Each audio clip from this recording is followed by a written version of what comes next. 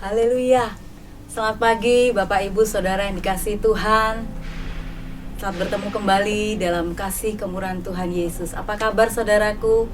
Senang sekali kita bisa bertemu kembali dalam program sarapan pagi. Mari kita mau siapkan hati kita.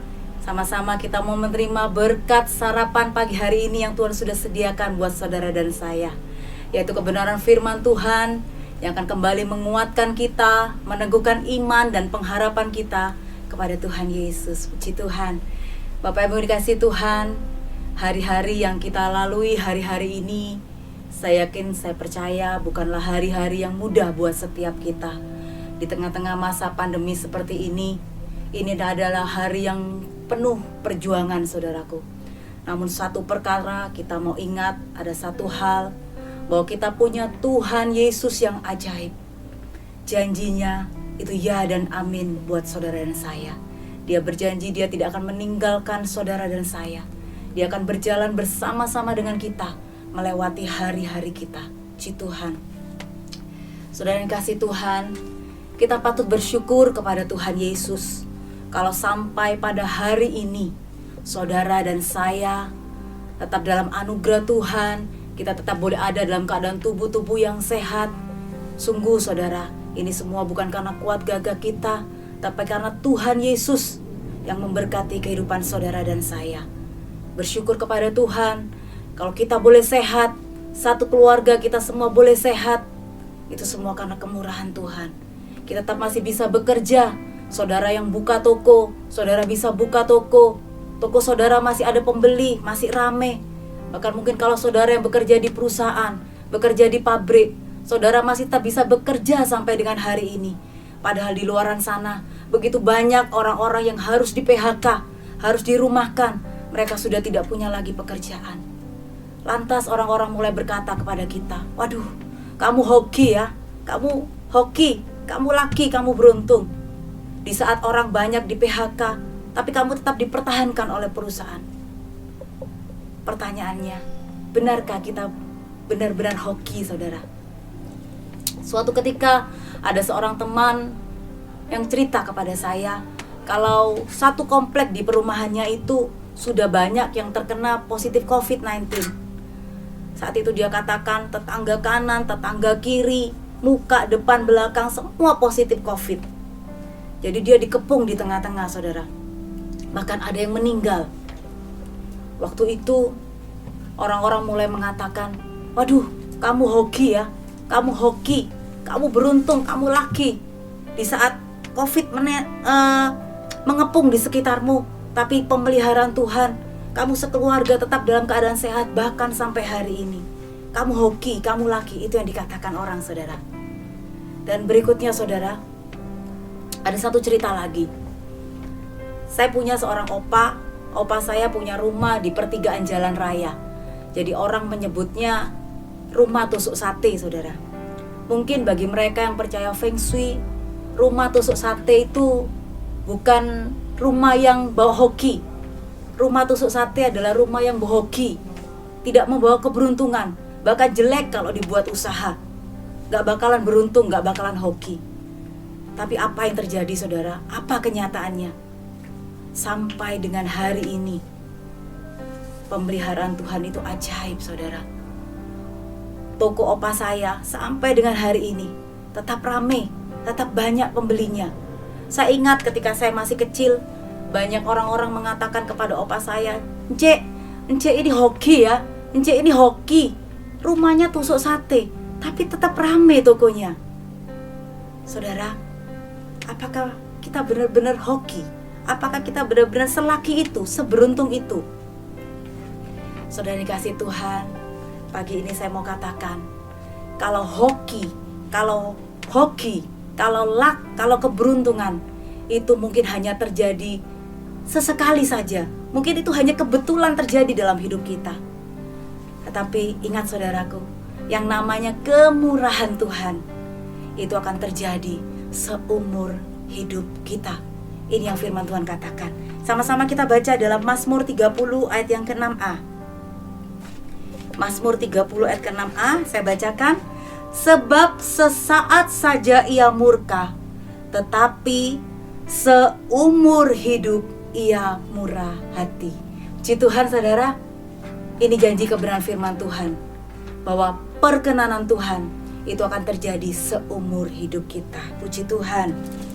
Saudaraku, mungkin masih banyak cerita-cerita yang lain. Di saat mungkin kita diluputkan dari celaka, di saat kita diluputkan dari mara bahaya, dari sakit penyakit, bahkan mungkin dari maut. Banyak orang mengatakan, aduh kamu beruntung sekali, kamu hoki sekali, kamu lucky man, kamu beruntung sekali. Mungkin itu yang dunia katakan. Wajar saudara kalau dunia mengatakan kita beruntung, kita luck, kita hoki. Karena mereka sebenarnya tidak tahu dari mana datangnya luck itu, dari mana datangnya hoki itu, dari mana datangnya keberuntungan kita. Tapi saat pagi hari ini, sebagai orang-orang percaya, sebagai anak-anak Tuhan, saya mau katakan dengan pasti, kita tahu pasti siapa yang memberi luck itu, siapa yang memberi keberuntungan itu, siapa yang memberi hoki itu dalam hidup kita. Amin saudara. Puji Tuhan. Perkenanan Tuhan itu datangnya dari Tuhan Yesus. Tuhan Yesus yang sangat mengasihi kita. Dia memberikan perkenanan itu dalam hidup kita. Ketika kita mengundang Yesus hadir dalam hidup kita, kita izinkan Yesus hadir berjalan bersama-sama dengan kita, maka kita akan mengalami perkenanan demi perkenanan Tuhan setiap hari dalam setiap langkah kehidupan kita. Amin saudara. Puji Tuhan. Inilah yang disebut dengan perkenanan Tuhan. Suatu ketika dalam kitab Keluaran 33 ayat yang ke-16, kita baca dulu. Kitab Keluaran 33 ayat yang ke-16. Suatu ketika Musa bertanya kepada Tuhan dalam kitab Keluaran 33 ayat 16. Dari manakah gerangan akan diketahui bahwa aku telah mendapat kasih karunia di hadapanmu, yakni aku dengan umatmu ini? Bukankah karena engkau berjalan bersama-sama dengan kami, sehingga kami, aku dengan umatku ini, dibedakan dari segala bangsa yang ada di muka bumi ini? Mungkin bisa saya terjemahkan bebas seperti ini saudara. Suatu kali Musa bertanya kepada Tuhan, Tuhan, apakah tandanya?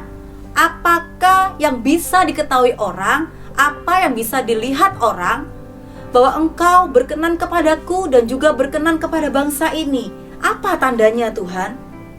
Lalu Musa mengatakan, Tuhan, kalau memang engkau berkenan kepadaku dan juga kepada bangsa ini, kiranya, ini yang penting saudara, kiranya biarlah perkenananmu Tuhan, itu yang akan terus menyertai kami senantiasa. Karena inilah yang akan membedakan aku dengan bangsa lain. Puji Tuhan saudara, kiranya ini juga menjadi pengakuan iman kita saat pagi hari ini. Tuhan, apakah tandanya kalau engkau berkenan kepadaku? Biarlah kiranya perkenanan Tuhan, perkenananmu Tuhan, itu akan terus mengikuti aku senantiasa. Amin saudaraku, puji Tuhan.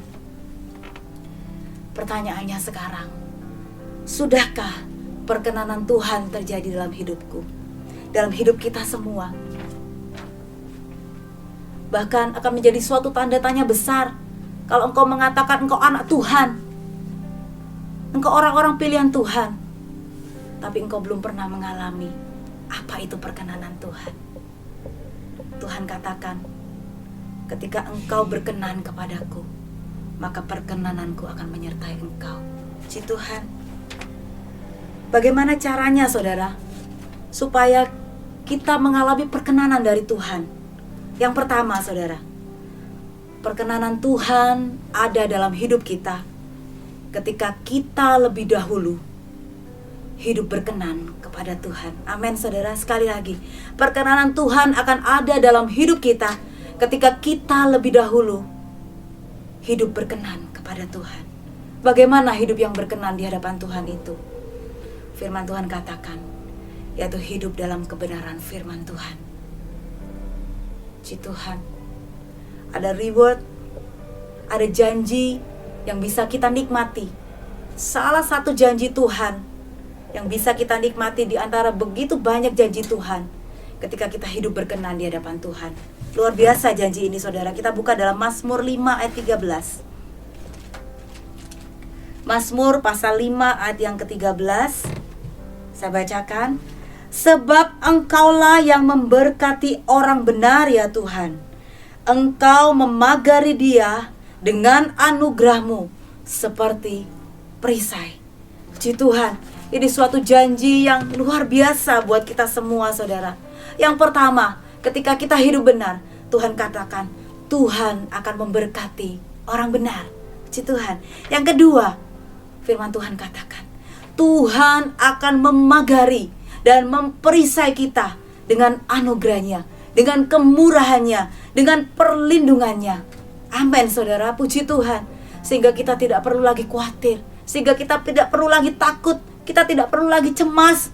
Karena kita tahu bahwa dimanapun kita berdiri, di saat kita berdiri saat ini, ada perlindungan Tuhan Yesus yang akan memagari berkeliling di sekitar kita, memperisai kita, menjauhkan kita dari segala panah api si jahat yang mencoba mencelakakan kita. Itu janji kebenaran firman Tuhan.